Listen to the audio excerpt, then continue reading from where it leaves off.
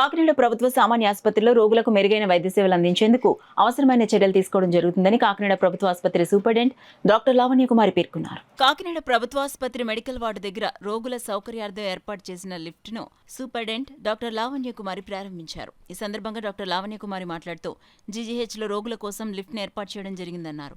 అదేవిధంగా 20 లక్షల రూపాయలతో ఎమర్జెన్సీ వార్డులో ఎమర్జెన్సీ ఐసీయూ బెడ్స్, మానిటర్లు దాతల సహకారంతో ఏర్పాటు చేశామన్నారు. డాక్టర్ ఎస్వీ రావు మాట్లాడుతూ తొలి ఐఏఎస్ చల్లా కామేశ్వరరావు సూరమ్మ జ్ఞాపకార్థం జీజీహెచ్కి ఎమర్జెన్సీ ఐసీయూ బెడ్స్, మానిటర్లు బహుకరించడం జరిగిందని తెలిపారు.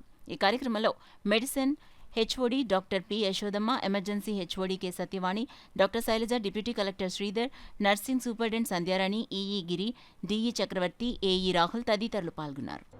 ఈ సిఐసియుకి రోజు కూడా మనకి ఎమర్జెన్సీ పేషెంట్స్ అందరూ కూడా మెడికల్ ఎమర్జెన్సీ కానీ ఏ పేషెంట్ అన్నా కూడా ముందుగా మనము సిఐసియులో పెడతాం.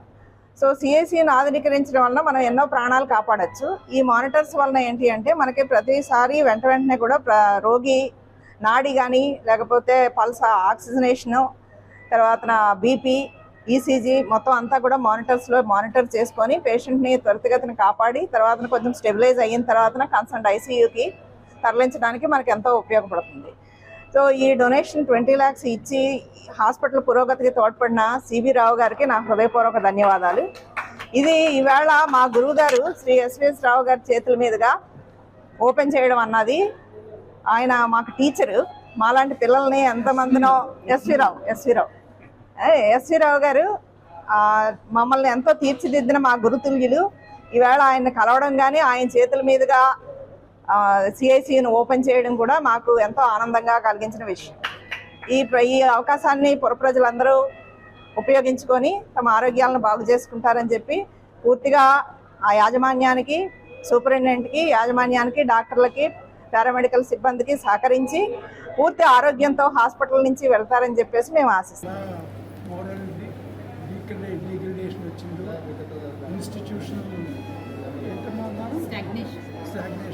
ఇన్స్టిట్యూషనల్ స్టాగ్నేషన్ ఎలా వచ్చిందో అన్ని ఇన్స్టిట్యూషన్స్లోనూ administration, governance, health, name anything అన్నింటిలోనూ వచ్చినట్టు రాశారు ఆయన పుస్తకం.